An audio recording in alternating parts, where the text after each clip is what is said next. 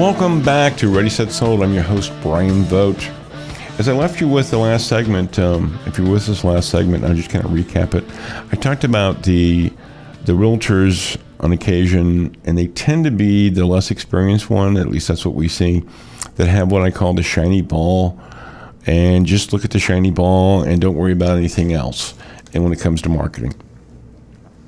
And what I mean by that, a little bit more specifically, is there are things out there that we see every week.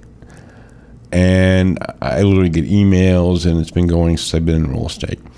And to kind of give you an example, back in the day, years ago, there was a thing called the talking house. And what it was some type of a transmitter near the sign, and if you pulled up to it, and if you went to the radio station, the house would talk to you. Now, I didn't get it because, quite frankly, I don't know, people probably seen it or at least heard of it, maybe not. There's this thing called Mr. Ed, the talking horse, and that's all I could think about was a house that was talking was just about as likely to happen as a horse talking to you. But again, that was a personal opinion there. But it was kind of interesting because some of the agents had used it, and they were talking about it, and I just asked a simple question. I just said, so you're getting more buyers in by using this versus not using it before? And they said, well, we don't know. And I said, well, okay, then why use it? And they said, because it's cool. And too often, many times, that's what happens, and agents, bring in these quote-unquote great marketing things with no result behind them. And so, again, if you have that situation, do they have proven results that work in your area, in the Skyforce Space area, in the Metro East area? Not in California, not in the East Coast, which a lot of them come from. That's where some of these ideas come from. That could be or maybe not be something that you want to use. But do they have proven results? Does it have a track record? Because ultimately, that's what you're looking for. When it comes to marketing, is you're looking for proven results. But also understanding, and I think, again, sellers know this on one end, there's 4 factors. Marketing is a factor. Again, we talked about you want to have good marketing, and that usually means that when you have an experienced agent that's had years of experience, that they have a good track record, that they have that type of marketing that works. That's number 1. But number 2, the 3 other factors is the price that you're asking for your house, also the location, and also the condition. And again, if all those 3 things, one of those things is out of whack, the marketing, whatever that shiny ball looks like, is probably not going to have any success. In fact, it probably isn't going to have any success at all. So if you condition of your home, if your house is, your carpeting is 20 years old, again, sellers get this. We don't see that very often, but 20 years old and the whole, no updating has happened in forever. Or your location is not one that it's a good location, but you're not priced for your location, that you're 20, 30, 40, 50, whatever that number is over the location, the best marketing in the world is just simply not going to work. So again, most sellers, I think, get that, the shiny ball thing. But again, just more of a friendly reminder, I get that a lot. People are asking about marketing and what have you. Again, what you should be looking for from your realtor is, do they have a plan? We all kind of have that same kind of website. We have the same websites, Realtor.com, Zillow, Trulia, all the major ones. Most agents are already on there. The question really is after the initial surge, what's the plan after that?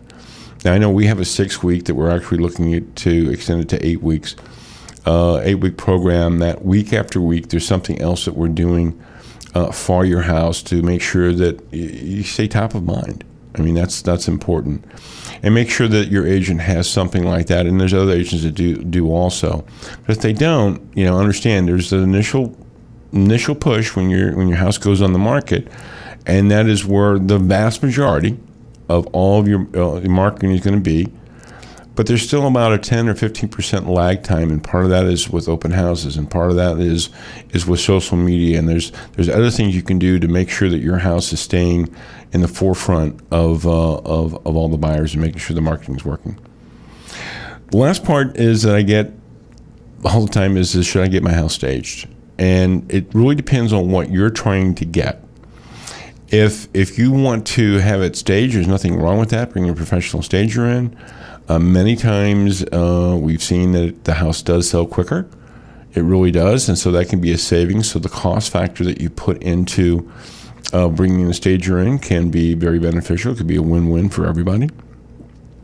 However, if the idea behind it is that you're going to spend $2,000 with the hope of getting $20,000 back in return, that's just not going to happen. Again, I know I've seen some of those shows on the East Coast, West Coast. I get it. But I can tell you in this market here, that's just simply not going to happen. You're not going to get 10 for 1. You're probably not going to get 2 for 1.